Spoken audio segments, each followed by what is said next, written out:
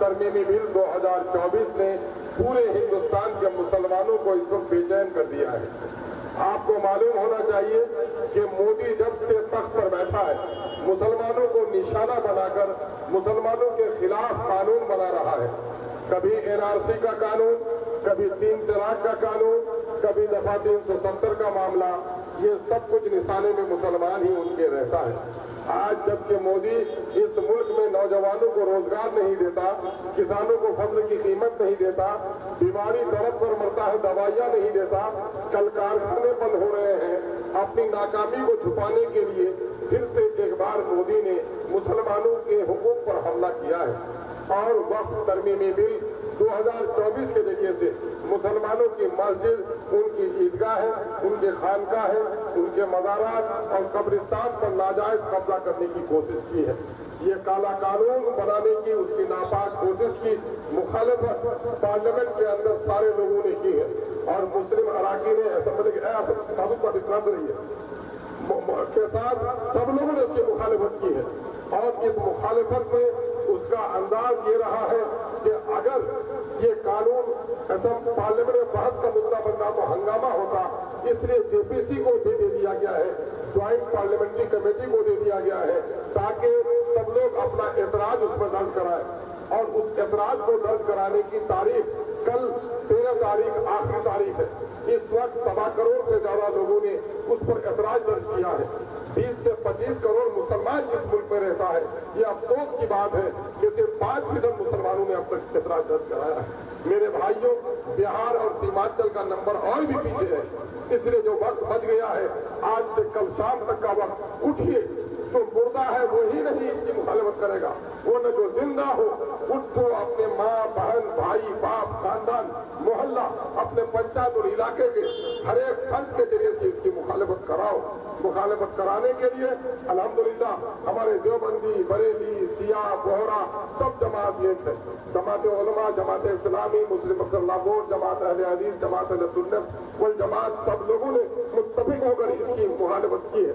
इसलिए एक फर्ज उठकर इसकी मुखालिफत कीजिए। और मुखालिफत करने के लिए आपका मोबाइल काफी है। एक ही मोबाइल से पूरे मोहल्ले के लोगों का होगा। हमारे नौजवान आज मोबाइल के माहिर हैं।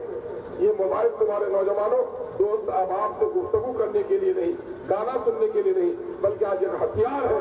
इस लड़ाई को इस मोबाइल के जरिए से लड़ना है। इसलिए कोशिश ये कीजिए कि कोई भी फर्ज न छूटे। जो आज हम लोगों ने यहाँ पर जिम्मेदारी दी है, तौसीफ साहब वहाँ पर जिम्मेदारी अदा कर रहे हैं, मासूम साहब बादरूम के इलाके में कर रहे हैं, जुम्मन साहब पश्चिमी इलाके में कर रहे हैं। इसलिए आप लोगों से गुजारिश है कि एक फर्ज उठिए और इसकी मुखालिफत कीजिए, अपने कारवा के साथी से नहीं। जो लोग गांधीहाट के हमारे भाई हैं, एक बात जरा पूछो, माफ कीजिएगा, अगर इस बिल की मुखालिफत नहीं की तो वक्त आएगा कि तुम्हारे मस्जिदों में ताले लग जाएंगे।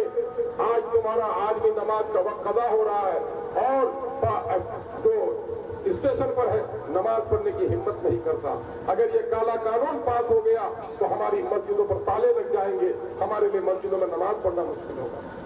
अगर ये काला कानून पास हो गया तो आप मुर्दे को दफनाए हुए रहोगे, लेकिन कब्रिस्तानों में दफनाने की इजाजत नहीं मिलेगी। आपके कब्रिस्तानों पर कब्जा कर दिया जाएगा। ये जायदाद किसकी जायदाद? हमारे बाप दादा असलाफ ने दी है। यतीमों, बेवाओं, मिस्किनों, मदारिस, अहले खानका, इन तमाम तर लोगों की जिम्मेदारी बनती है कि हम अपने यतीमों के लिए इससे काम लें और इस बिल की हिफाजत, अपने औकात की हिफाजत के लिए और काले बिल की मुखालिफत के लिए अपनी जान की बातें लगा दें। यकीन जानिए, वक्फ की जो मिल्कियत है अल्लाह की अमानत है और इस अमानत की हिफाजत करना हर मुसलमान का दीनी और ईमानी फरीजा है। जो जाओगे, कोई मर जाए तो मोहल्ले का 1-2 आदमी जाएगा, फर्ज कफाया अदा हो जाएगा। लेकिन इस बिल की मुखालिफत करना आज सियासी फरीजा है और फर्ज ऐन है सब पर कि सब मिलकर इसकी मुखालिफत कीजिए। ईमानदारी से बताओ तो मेरे भाई, किसने अब तक इस बिल की मुखालिफत की है? मोबाइल में QR कोड, ईमेल के जरिए से, काफिला के लोग नहीं, जाके मौजूद लोग हाथ उठाइए तो कितने लोगों ने मुखालिफत की है?